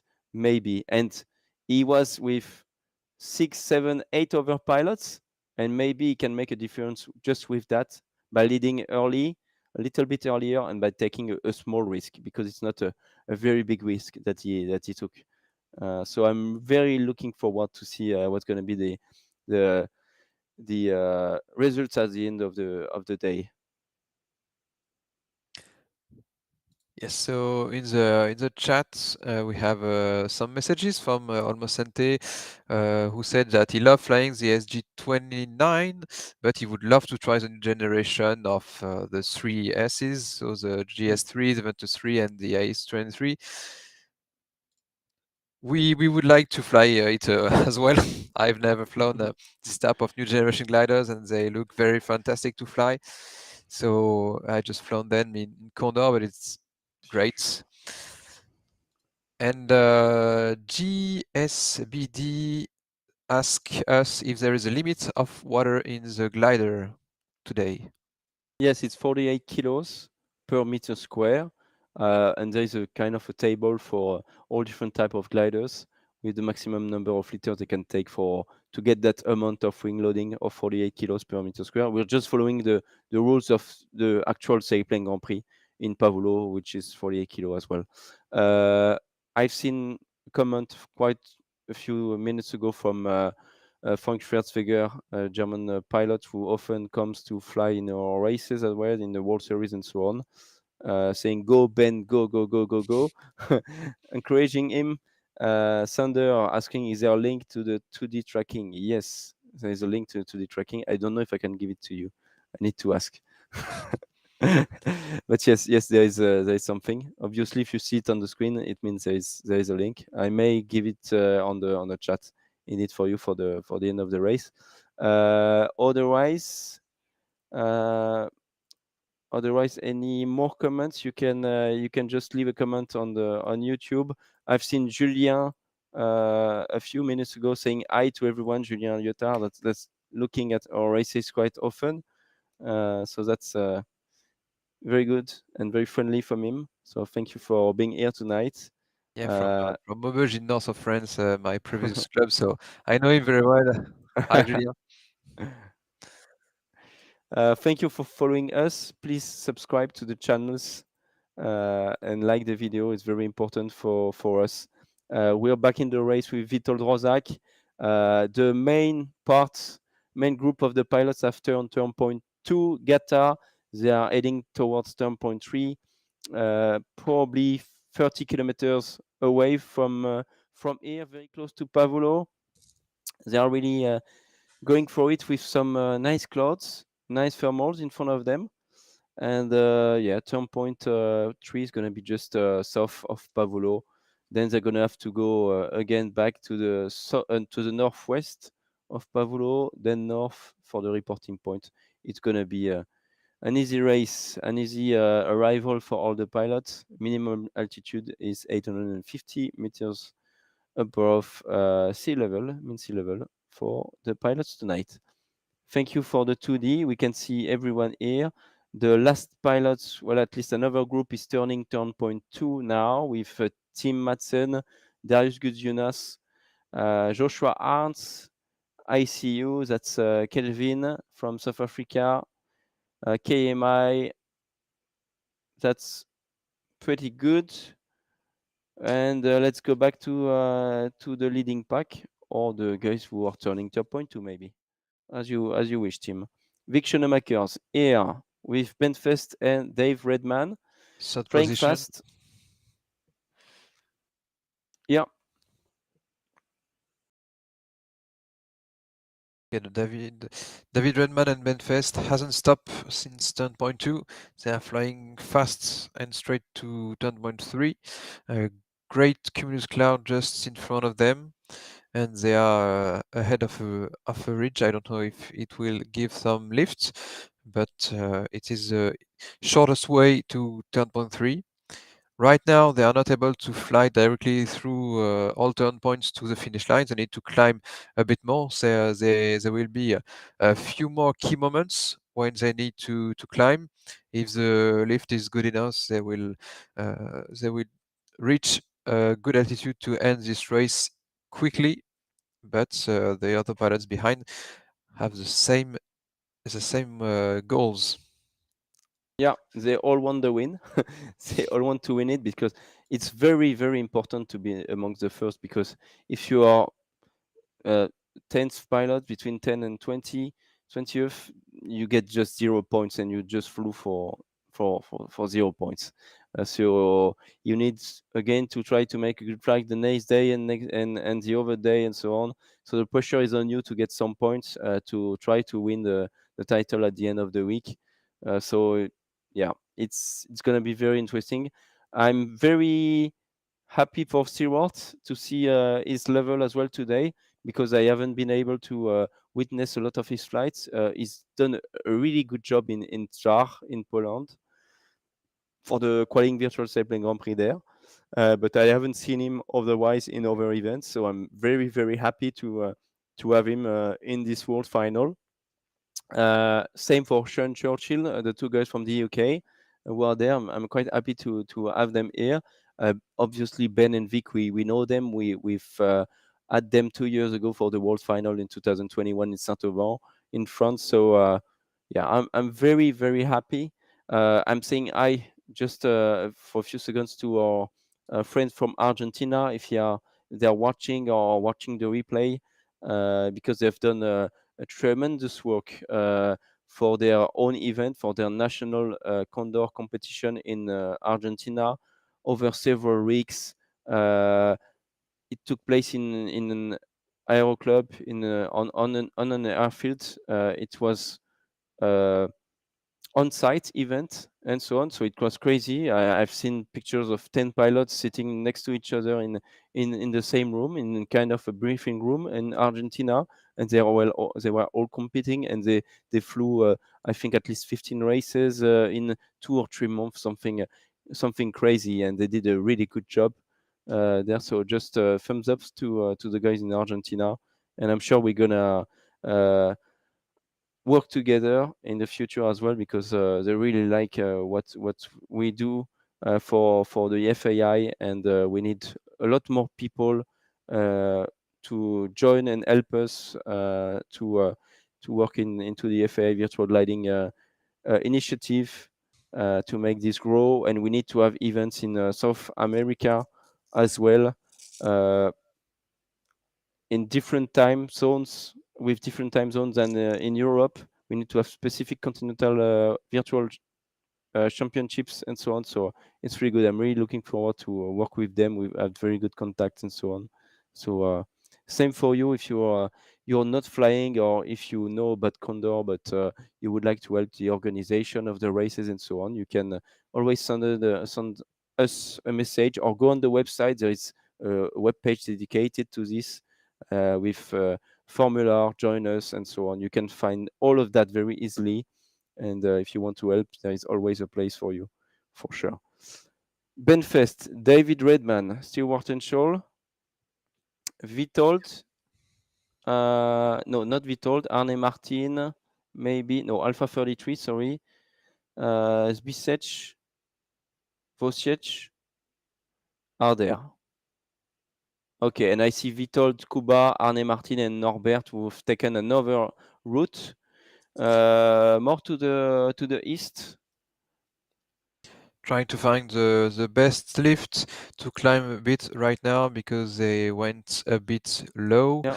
They flew fast, but they went a bit low. They need to climb now or in the next minutes. That's a big track to the left again. Huh? The turn point is just behind. It's just behind on the screen. You cannot miss it. Turn point 3, it needs to go there. That's 90 degrees off. 90 degrees off, literally. So he's probably aiming for a very good cumulus here.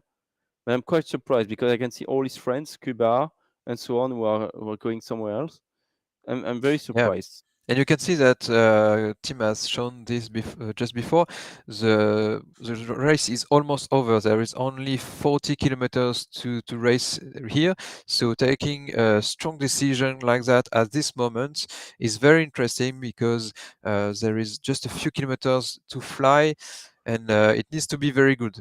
There is a rules to calculate if your strategy to go off the track is a good decision or not, and what you should expect to think it worth it or not. And I think that Vitold know that, and he knows what he is doing, the risk he is taking. He has calculated everything. So a lot of pilots are joining, and Martin is joining. There should be something very good, but still to make it work and to get an advantage with such an off track, that is something. But maybe there was just no cumulus to go to turn point 3, probably, right. And he was like, okay, I need to secure more or less the top 5 or top 8, so I'm gonna climb there. I know there is something. I don't care of the off track. I go for it. And maybe the guys who are just turning now the turn point 3, they will not get anything afterwards. So he's taking less risk, because he's seen a good cumulus and a good thermal. maybe with the off track, but he's not taking any risk because he's trying to anticipate what's going to be after this turn point 3. Maybe it's not as good as those guys may think. Vic Schoenemakers, with his great skin and livery from the Netherlands here, is turning turn point 3 now. And look what well is done. in front of him. Kuba and Vic has just turned the point 3, and you can see that the next cumulus cloud is shown. You have Vittel and other that are flying into a cumulus, so maybe they will join it because they know that this cumulus is good. But as we can see here, they are not drawing straight the lift because they have not enough altitude, so they need to take another decision off the track again because the turning point is on the left right now, turn point 4. So they are off the track to try to find the lift as they can. And just behind them, the few pilots who are flying a bit higher. I don't know if some of them are turning turn point 3 with a bit more altitude. Benfest is higher than the other. A bit. So they are 30 kilometers away from the arrival. The leaders there. Cuba was at has flown like 196 kilometers, so that's 30 kilometers left for the race. Maybe Benfest doesn't have to take any thermal now because he's probably around 40 kilometers away. Yeah, he's gonna have to take one. He's gonna have to take one because he has only 400 meters. He's only 400 meters above the finish line. He's gonna have to take one, but he will be able to choose which one from Vitol's or from Vic ones. I think he's gonna try it from Vitold. We will see in a few moments with Vosiec there as well. That's interesting. Very interesting view here, Tim, because we can see that around turn point 3 there is absolutely no cumulus. So they know that turning turn point 3 will get them lost of altitude. So they need to manage how much altitude they will lost, and if they can reach another lift before the outlanding. And from a real pilot, it's very interesting to fly safely because they are going next to the airport of Pavullo. So if they do not find a lift, they are in safe ways. They can land into a safe airport. That's very clever. Exactly. Thank you. Thank you, Jean-David. That's a very good point indeed. Safety first. That's the instructor point of view. We have Vitor Rosak who's left his climb, and look, he's gonna just reach that turn point at 1200 meters, and so that's the altitude of Vic maybe, or of Benfest when he got there. So he didn't make any difference to get there. We can see Kuba getting a very good lift. Maybe we can go back after that turn point to the leading pack because I see maybe Ben and Kuba joining them, and they need to be. Yeah, you see they are lower. Okay. Vic has made a really good. But Vic is behind. Sorry, no. No, my bag. No, Vic is in front. Vic is in front. All those guys are in front. That's correct. Just above Pavullo, the airfield. Maybe you can zoom in on that's the city of Pavullo that you see behind. That's really great. The runway with access to 0 and 02 of Pavullo. Amazing.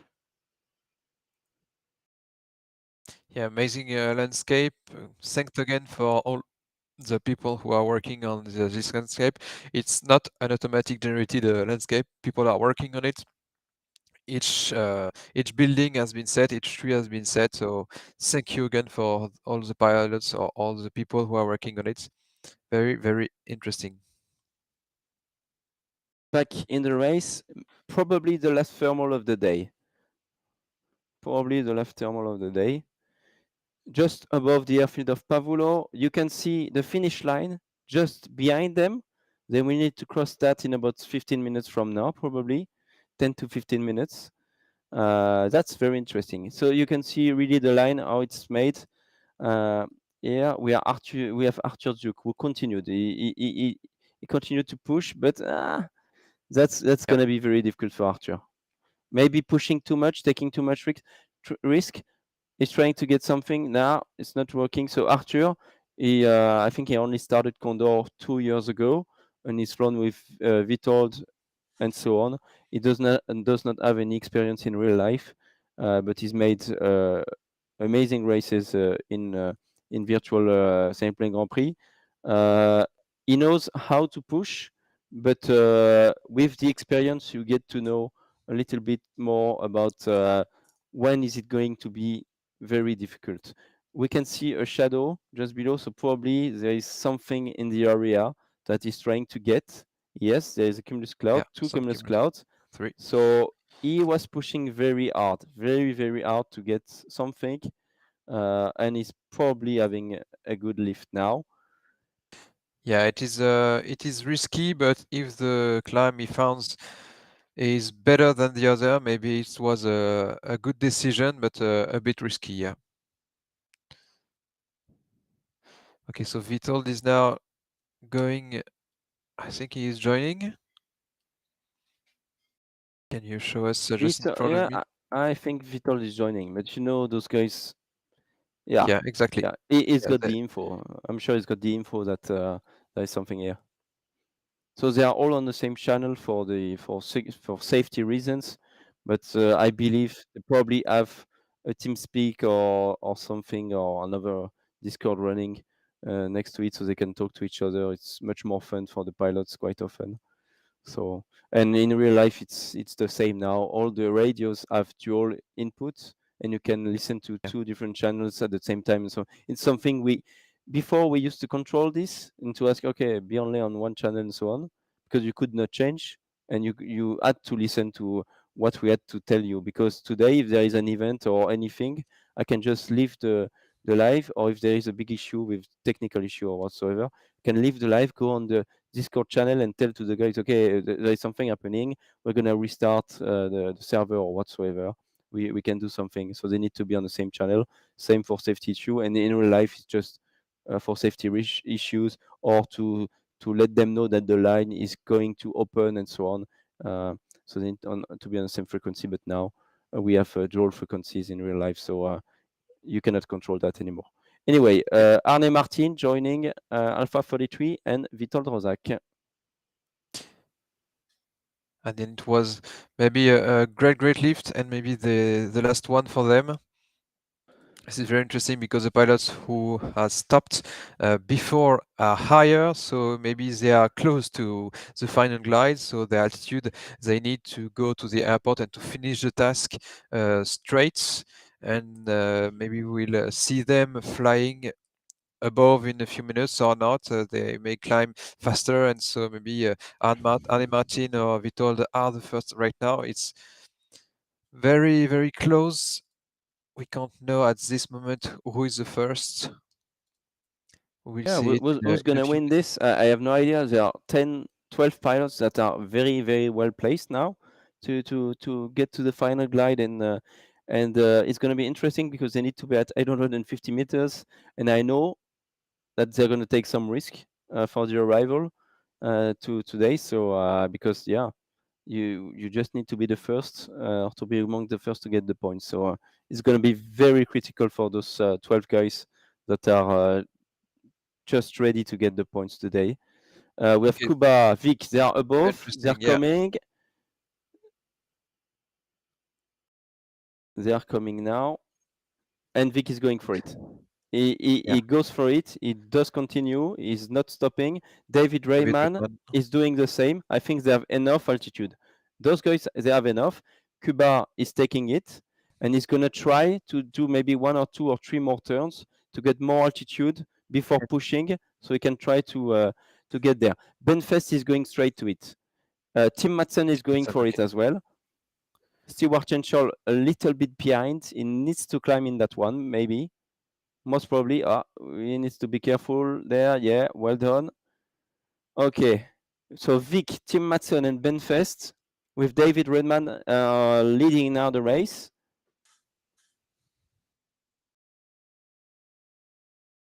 Yeah, they are very close, just a few kilometers from the finish line, 20 to be exact.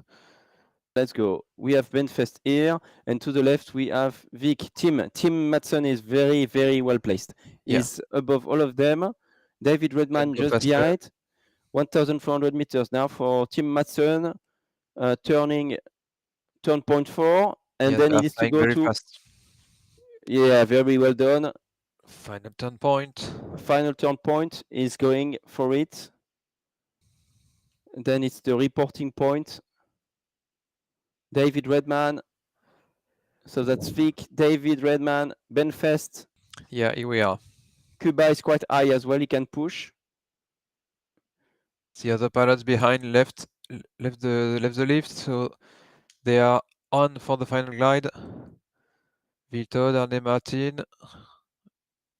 That's the final glide. That's the final glide, guys. They are all going for it. 200 kilometers per hour. Who's behind Ben? Team? Can we have a look at that? Okay. Can we get the camera just behind that? Just to see who's behind. Okay, very good. GKK. Okay. Okay. We have Yarmo, who made a very, very, very good second leg, I believe, and third leg. And he's joining all the others in its GS1. He's the only one to fly the GS1, Jarmo Karjalainen from Finland. We have Kuba here on top. TKM pushing, still pushing behind, in front of everyone, followed by and higher Vic. than everyone. And is higher. I think Tim Very is good position. a Yeah. very good position for the win. The Benfest is 4th so far. He needs to be careful with Kuba just behind. They're pulling. Maybe There's taking something lift. No. on the right. No, okay. Flying safety, taking a bit more energy. Here it's very important to make the difference, because you can see that the difference will be only just a few seconds or even lower. So any kind of energy has to be taken right now. 230 kilometers per hour, flying very, very fast. Kuba is going for the 5th place so far. He can probably get to 4th. Because Ben is a little bit behind. Maybe he will be able to get the podium. He does push to 225 kph, trying to get to David Redman. Maybe you can have Tim Madsen view going for the turn point now. He's almost at the reporting point. He's going for it. Reporting point for Tim Madsen is only a few kilometers away now. Yeah. 200 kilometers again. 5 kilometers away for Tim. He needs to be at 850. Vic Schoenemaker second on the reporting point. And they're going to fly just above the city of Pavullo now.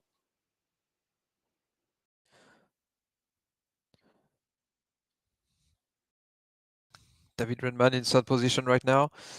Does he have any other pilots just behind him who can take this podium place? We're going to have a look at that. David Redman just next to Vic Schoenemaker's. Tim Madsen is probably going for the win. What a race he's done. Honestly, what a race he's done, because he was a little bit behind, and I think they've made a tremendous work here with GKK, Yarmo, and the guys who were just a little bit behind after turn point 1 and turn point 2.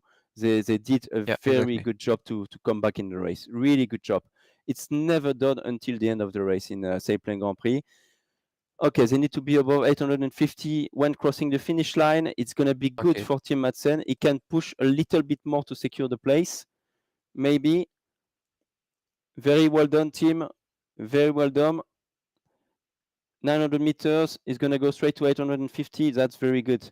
Congratulations, Tim Madsen. Tim Madsen, yeah. Winner of the day.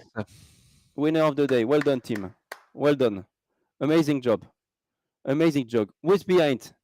Tim was behind. Just behind him, we should have Vic. I suppose. Yes, Vic second. And who is again behind? And David Redman, third place. We can have a view on the number 6, maybe. Kuba pulling to 850. We have Benfest joining here with Bisech behind. Very well done. I just need to have a look. Okay, well done to all these pilots. Well done, guys. So Guillermo, what a good job. What a good race, Guillermo. It was not easy at all. Arthur Duke yeah, and was Arthur did it. yeah. Just a few minutes ago, it was very, very low, but he did it. All the final paddles, we told Arthur where he's going. Oh, it will be just wow. All the pilots arriving at the same time. It's very, very intense right now. Yes, in 3 seconds, I have 5 pilots who arrived at the same time. So just imagine almost 1 hour and 45 minutes of race, and at the end, only 3 seconds of difference. That's fantastic. That's crazy. That's absolutely Yeah. crazy from those guys. What a great race we've had tonight with Tim Madsen, with the winner of the day. Yeah, 1 hour and 42 minutes and 47 seconds.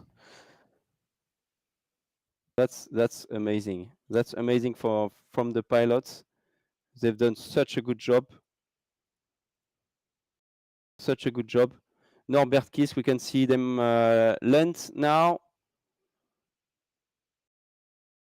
Let's have a view on Pavullo. Very good. They are all landing. We can see a team still in the air. Darius Gudjunas and Joshua Arns coming back from reporting point now. I have 1, 2, 3, 4, 5, 6, 7, 8, 9, 10, 11, 12, 13, 14, 15, 16, 17 pilots on the screen. So there's just one missing with a little bit behind probably. KMI coming in. Very good job. What a race. What a race. Honestly, great arrival. That it was finish line very was good. intense. So Tim Madsen, first place for tonight race, 1 hour and 42 minutes 47 seconds. Just so he's the race winner tonight. Congratulations, team. Just 40 seconds after him on the second place, we have Vic Schoenemaker, and after him, just 8 seconds after, we have David Redman on the podium, third place.